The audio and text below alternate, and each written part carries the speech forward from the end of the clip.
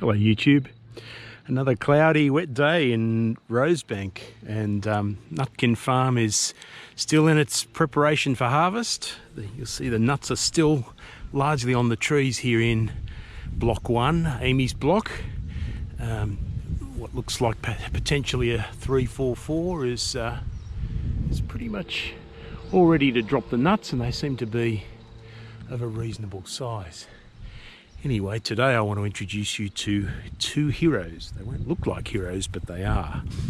And these are the 2 trees out of the 36 I planted that have managed to survive the drought and everything else. And they're heroes because when I planted them, it was dry as a bone. I gave them some hand watering with sea soil when I could. But they were largely on their own, and towards the end of that dry patch, just most of them died. This one survived. Why, I don't know, but frankly, it's deserved its place in the ground because it's put up with that. It then put up with torrential rain, and then it put up with grass growing so tall. You see a remnant of it there. That it basically swamped twice the height of the baby macadamia trees. So some of them then, I think that was their last straw. When I came back here, I was mowing very carefully to see if I could rescue any that were still alive in amongst the grass. I think I did mow over one, which I feel very ashamed about, but all the rest were absolutely dead. They were just dead twigs. It wasn't going to happen. Oh, looks like we got some nut drop there. That is interesting. That looks like a 246 actually. There's not many nuts still on that tree. Interesting, early dropper. Anyway, here is the other one. It's actually in even better shape. So what I've done is put new stakes in. These ones are hardwood, not the bamboo ones I was using. A bit more expensive though. Put in another tree tube around them so that when it comes to contractors and things, they won't just mow over it, or if they do, they'll get their mower in a bit of trouble. And hopefully I'm going to give them all the love and attention I can give. I've cleared away some of the grass. What lessons have I learned? Well, one off a YouTube commenter, and thank you for this, is that you really should either herbicide or rip a fair distance around where you plant these, because grass will compete. And I certainly learned that once the rains came. Sort of lulled me into a false sense of security because there was no rain, there was no grass, the place didn't need mowing, let alone the trees protecting from anything other than the dry. So there it is. And what you can see now is the remains that I just cannot mow at the moment because I've given it a try, and even my bare claw tyres just fill up with mud on the tracks and I start going for a big slide. And filming with this camera, it's sort of hard to show you the angle that I'm talking about, but gosh, it's scary when you go for a big slide and you have to sort of turn rapidly in order to correct yourself and go back uphill. Climbing uphill, you don't go for a slide, but what goes up must come down, and generally with this you mow in an up-down pattern. There's a fair bit of moisture in the soil, more rain forecast, but yeah, we don't think there's going to be any sort of remnants of a tropical cyclone like we got with Tropical Cyclone Esther. Everything's looking reasonably green as a result of all this rain.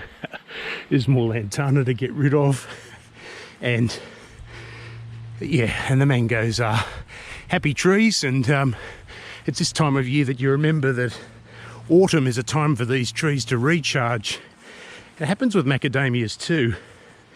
You feed them now so that they can flower next spring. They go into a brief break in winter, but all they're really doing is waiting for the weather to form up again, and then they bloom. Now, why am I coming here? Well, I'm showing you another hero, a hero that I'm going to be using on the orchard a bit more. in this little area, the previous owners, a bit overgrown, but the previous owners planted this. This is called pinto peanut, sometimes called pintoi peanut. Looks a little bit like clover, and it sort of is. It's a legume. So it's a ground cover, it has those little yellow flowers, and it can spread and compete with other weeds reasonably effectively. And it has been doing that, particularly with the rain. It's gone gangbusters. Pinto peanut, being a legume, adds nitrogen to the soil, and so it's a beautiful crop to have under an orchard tree. As you can see, it's right under that mango, which is probably about 80% shade all the year round, and it's growing beautifully. It's from Brazil originally, and they discovered it and brought it to Australia as an orchard ground cover, or potential orchard ground cover, or as a forage crop, because stock animals like it as well.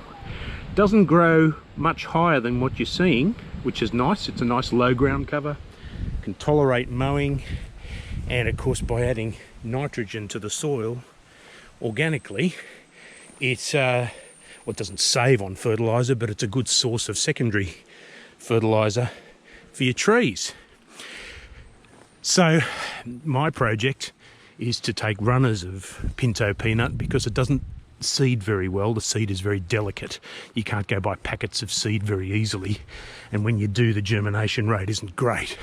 The best thing to do, I'm told, is plant a runner, and then in a single year it can spread to a radius of 2 meters around from where you planted the runner. So I'll be doing a bit of transplanting this autumn, which is the good time for plants to get healed in, and it's a project, of course, that'll get rid of, hopefully, some of this Soteria grass by competition. Soteria, so long as you keep it mowed, can't spread via those seed heads, and it doesn't spread by runners.